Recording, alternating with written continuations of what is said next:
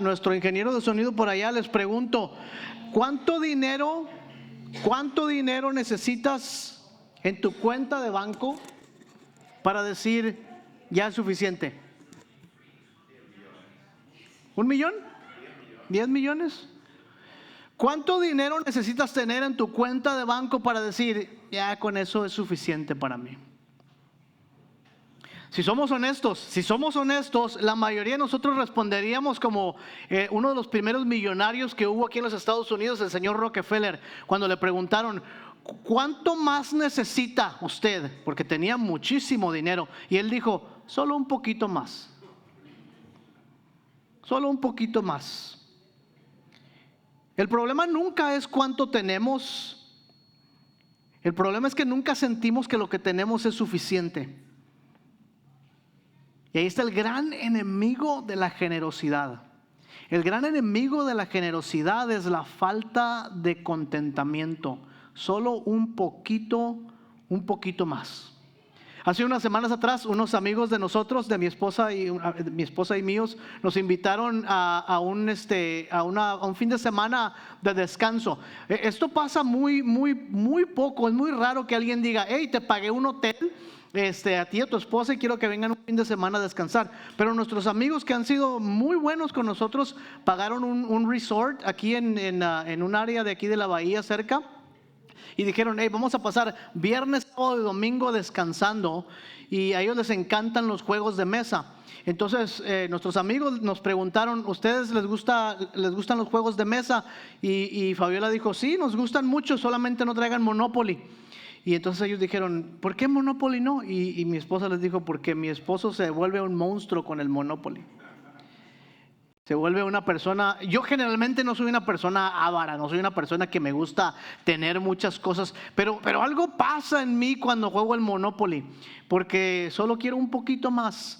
Me gusta quitarle las casas a todos, me gusta agarrar más billetes, me gusta tener las concesiones de los trenes y de los utilities y todo eso. Y aunque no soy una persona avariciosa, cuando juego el Monopoly sí me transformo. Me vuelvo una persona que si quiere un poquito más. Y lo curioso es que aunque yo sé que es un juego, esto tal vez revela algo muy real, no solamente conmigo, pero con todos nosotros, que el poquito más no es solo un asunto del juego ni un problema de Rockefeller, sino es algo que vive en nosotros. El tener un poquito más es algo que vive en nosotros. Y de hecho no es un problema nuevo, el apóstol San Pablo ya habló de eso en el pasaje que vamos a ver hoy. La Biblia habla de eso en muchos lugares y precisamente cuando vemos el pasaje de hoy nos damos cuenta que el tipo de problema que el apóstol San Pablo está abordando al final de la carta de los Filipenses es ese problema del contentamiento. Porque todos nosotros tendemos a pensar que si tuviéramos un poco más recursos, más dinero, más tiempo, más salud, más ganas, si tuviéramos un poquito más, entonces estaríamos completamente satisfechos con nuestra vida. ¿Están conmigo en eso o no? Si tan solo tuviera un poco más de tiempo, serviría más al Señor. Si tuviera un poco más de dinero, dejaría de trabajar tanto. Si hubiera un poquito más de diversiones, o usted póngale el nombre a lo que quiera. El problema que estamos viendo y que Pablo también va a tratar ahora es que no estamos satisfechos con lo que tenemos. Y él dice algo muy importante en Filipenses 4 que vamos a ver ahora. Él dice que él ha aprendido un secreto que le permite vivir en la escasez y le permite vivir en la abundancia. Un secreto que no depende de cuánto él tiene, pero tampoco de lo que le hace falta. Y si eso es verdad, entonces el contentamiento no es algo con lo que nosotros nacemos o algo que se nos da naturalmente, es algo que aprendemos, porque él dice que él aprendió el secreto de vivir en contentamiento. Vayan conmigo rápidamente a Filipenses capítulo 4, vamos a empezar en el versículo 10 al 3, un pasaje muy conocido. Algunos de ustedes tal vez hasta se lo saben ya de memoria. Ahí viene una de las escrituras más famosas que tenemos y mientras lo leemos, quiero invitarles a que presten atención a esa palabra que va a aparecer una vez y una segunda vez implícitamente. Va a aparecer 2 veces, una de ellas implícitas, y vamos a ver en esa palabra que Pablo dice que ha aprendido a vivir en cualquier circunstancia, en la escasez y en la abundancia, en momentos buenos y en momentos difíciles, y en medio de todo eso va a revelar el secreto que para muchos de nosotros viene en una forma de una frase que usamos para todo, cuando levantamos pesas, cuando vamos al baño: todo lo puedo en Cristo que me fortalece.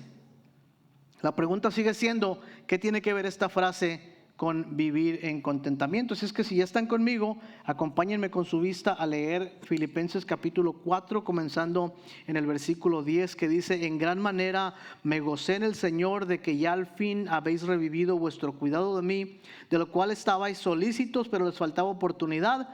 Aquí viene el 11, no lo digo porque tenga escasez, pues he aprendido a contentarme, cualquiera que sea mi situación.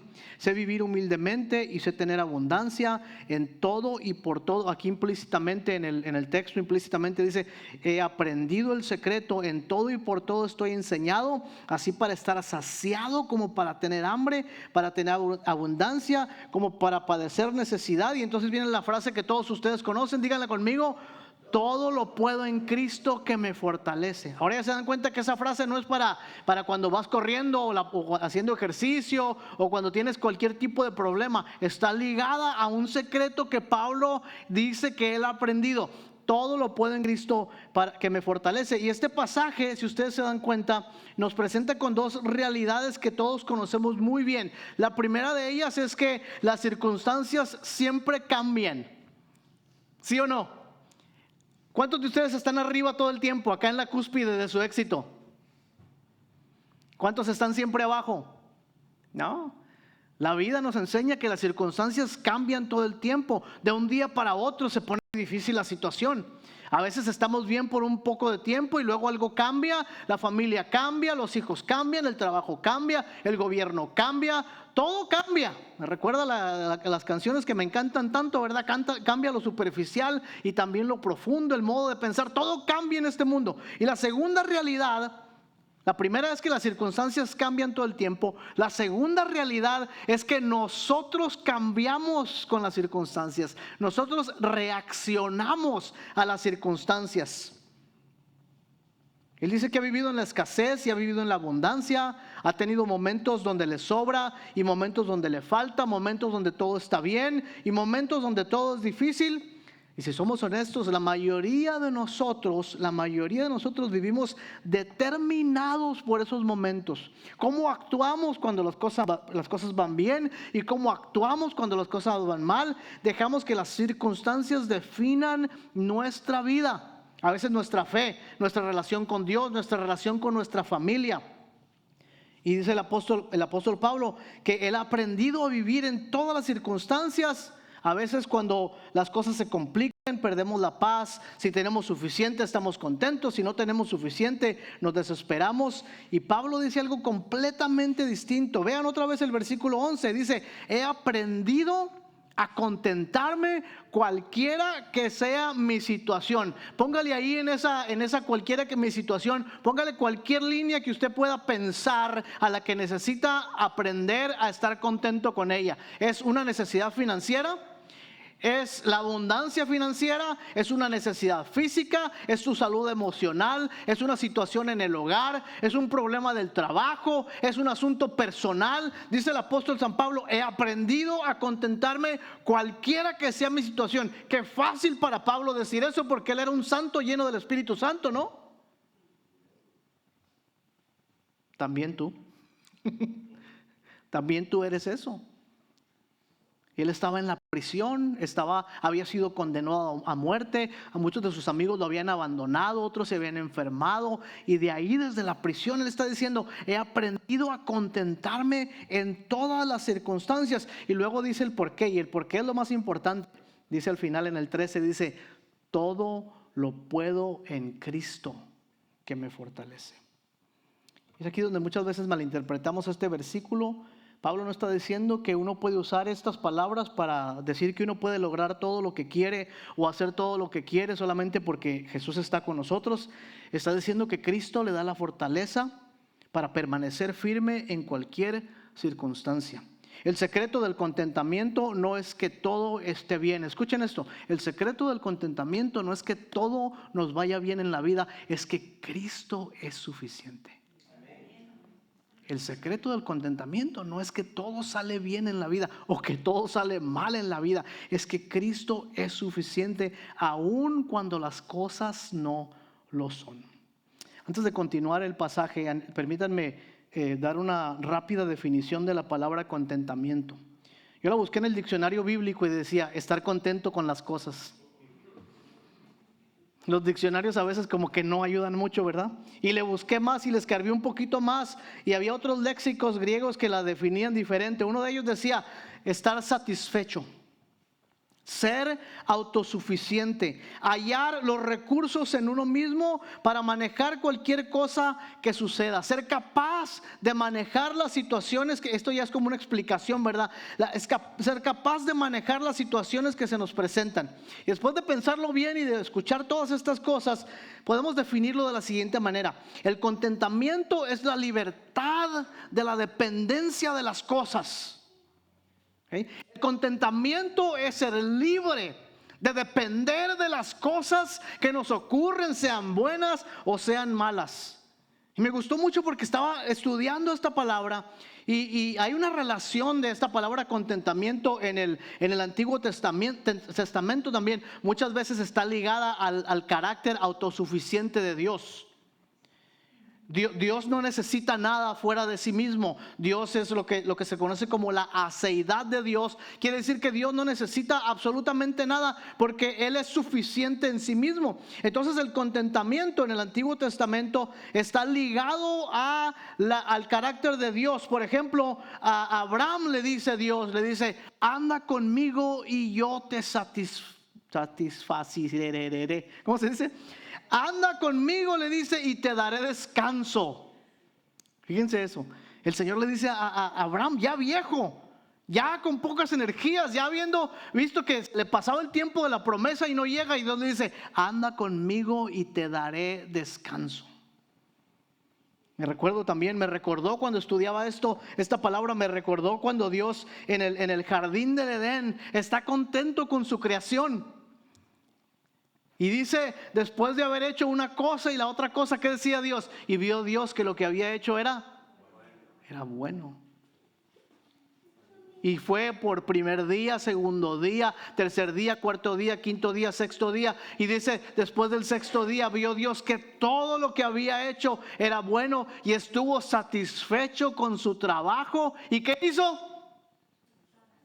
¿Qué hizo el séptimo día? Descanso. Porque todo estaba perfecto en la creación. Porque los seres humanos no iban a caer en pecado en los siguientes 2 meses. Porque las cosas iban a marchar siempre bien. Descansó porque no necesitaba absolutamente nada más.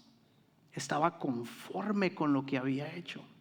Este principio se traspasa al pueblo de Israel también. Cuando Dios le dice, leímos hace un momento en el principio del servicio, leíamos los 10 mandamientos y el mandamiento decía, ¿qué decía el quinto mandamiento? El sexto mandamiento dice, guardarás el día de reposo para santificarlo. Y los judíos tenían como fundamento, ¿por qué peleaban tanto por el día de reposo? Porque era un día de contentamiento. El viernes, en la tarde, se quedaba la olla sin terminar de comer, se quedaban los animalitos sin darles de comer, se quedaba sucia la casa, se quedaba el trabajo sin terminar. Pero el viernes por la tarde, el pueblo de Israel dejaba todo a un lado y se contentaba ahora con ir a la presencia del Señor.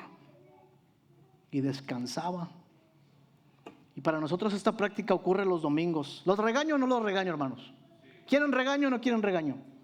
Díganme si quieren o no quieren. Se los voy a dar así suavecito.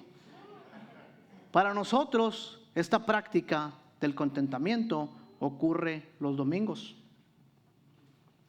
Porque ayer sábado y hoy en la tarde y mañana lunes y todos los días de la semana vas a tener algo que hacer. ¿Sí o no? Vas a tener biles para pagar, trabajos para terminar, problemas para resolver, niños latosos a los cuales enseñar, un marido, una esposa con la que tienes que lidiar, un trabajo, una enfermedad. Pero nosotros, el domingo por la mañana, estamos satisfechos. Dejamos allá atrás todo y venimos a la presencia del Señor a adorar. Hay metas por cumplir, hay trabajo por hacer, hay problemas que arreglar, hay dinero para ganar, hay proyectos para llevar a cabo, y el Señor dice: párate de tu carrera, despiértate temprano en la mañana y ven a descansar en la presencia de aquel que es autosuficiente. ¿Quieren una prueba rápida para su vida? Rápida. Pregúntate cada vez que no vienes a descansar en la presencia del Señor, con el pueblo del Señor, ¿qué te mantuvo allá afuera? Pregúntatelo en este momento. ¿Qué te mantuvo allá afuera para no venir delante de la presencia del Señor y descansar en Él? Y te vas a dar cuenta que es falta de contentamiento. Pero yo tenía un trabajo que terminar, es falta de contentamiento. Pero me pude haber ganado $500, es falta de contentamiento. Pero el partido iba a estar muy bueno, es falta de contentamiento. Si Cristo no es suficiente para ti, nada es suficiente para ti. Mañana lunes, el trabajo va a estar ahí. Mañana lunes el dinero va a estar ahí, o tal vez no, qué bueno. Mañana lunes los problemas van a estar ahí, pero no habrás encontrado contentamiento en el Señor. Se acabó mi regaño para ustedes. Pero es importante que dejemos todo a un lado y vengamos a descansar y a estar contentos en la presencia del Señor. Todavía nos queda una pregunta. ¿Cómo aprendemos el contentamiento? Porque Pablo dice: yo he aprendido el secreto del contentamiento. ¿Cómo aprendemos? ¿Cómo aprendemos a aprender? ¿Y cómo aprendemos que lo que aprendemos es lo correcto? Muchos de nosotros pensamos que aprender algo es únicamente recibir información. Pues ya me vi una predicación, ya me leí un libro, el verdadero conocimiento es algo que nos lleva a la transformación, ¿saben? O sea, nada que nosotros aprendamos que no nos cambia y nos hace más como Cristo es verdadero conocimiento. El verdadero conocimiento es solamente aquello que nos hace más como Cristo. O sea que si tenemos clases de Biblia, si escuchamos sermones, si hacemos una cosa o la otra, y ese conocimiento nos lleva a ser más como Cristo, no es verdadero conocimiento bíblico, es información. El verdadero conocimiento nos transforma. Y entonces, ¿cómo aprendemos? No ocurre automáticamente, dice el apóstol San Pablo: yo aprendí el secreto del conocimiento. Y aprender no es recibir información, es ser transformado a lo largo del tiempo. Entonces, ¿qué llevó a Pablo a aprender el secreto del contentamiento? Cuando le faltó y tuvo que descansar y confiar en que Cristo era suficiente. Cuando tuvo que resistir la urgencia de poner su confianza en otras cosas, y a base de caminar con Cristo, aprendió que Cristo era suficiente en toda circunstancia. ¿Hemos aprendido ese secreto? A finales de 1800 le preguntaron a un hombre, Richard, ¿para qué les digo si no me la sé? Pero si les digo, ustedes no van a saber si es cierto. Richard Boyle, ¿sí era o no era? Ni saben, yo tampoco. Era el hombre que se cruzaba las cataratas del Niágara en una cuerda.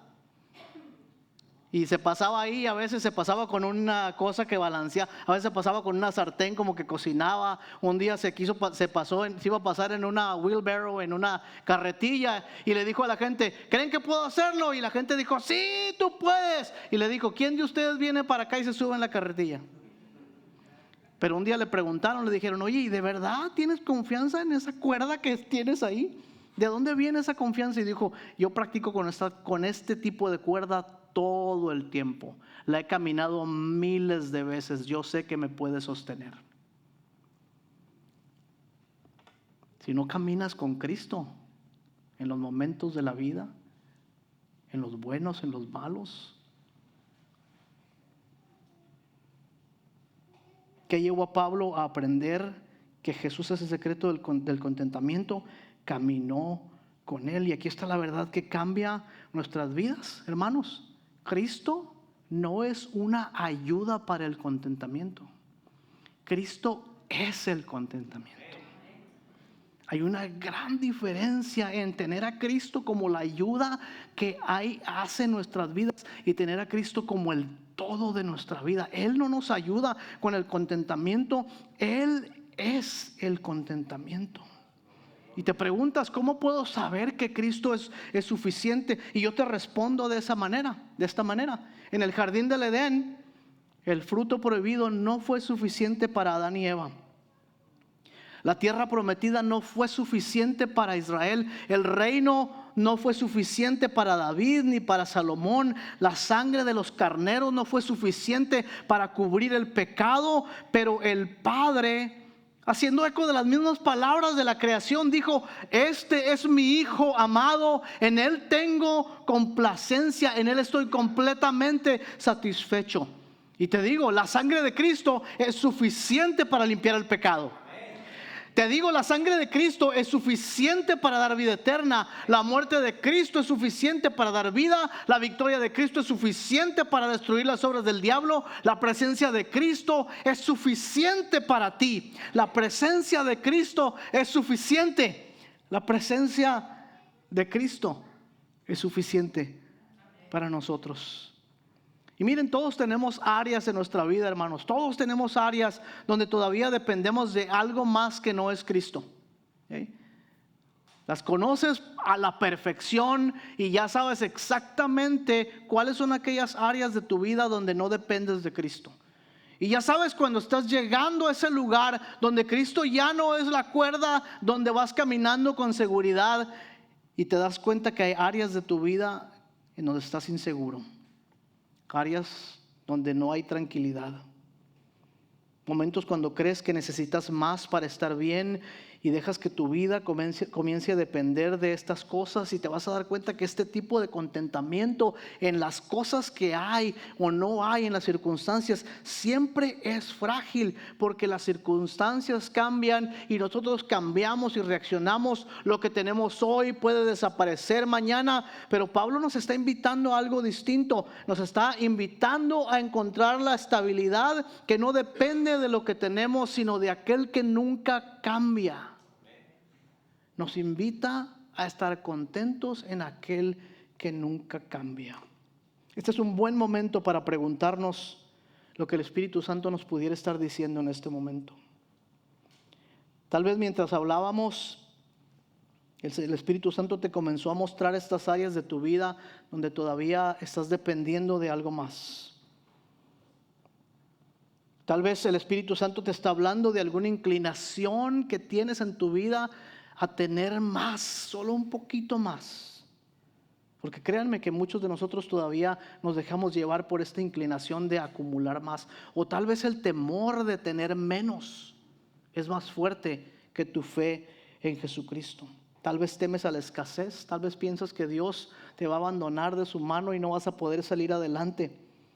Pero el contentamiento no se encuentra en cuánto tienes, se encuentra en descubrir que Cristo es suficiente para nosotros. Entonces, ¿qué puedes hacer esta semana para recordarte a ti mismo que Él es suficiente? ¿Qué puedes hacer esta semana para recordarte a ti mismo que el Señor Jesucristo es suficiente? Tal vez esta semana, el lunes, mañana, hoy en la tarde, que te acuerdes de los biles que hay que pagar, te llegue este pensamiento de que debes tener más o debes perseguir más. O tal vez este temor de que no puedes con todos los problemas que tienes y no son suficientes. Y a lo que quiero invitarte esta semana es algo muy simple. Esta semana te voy a invitar a que te tomes un mini sábado, un mini día de reposo.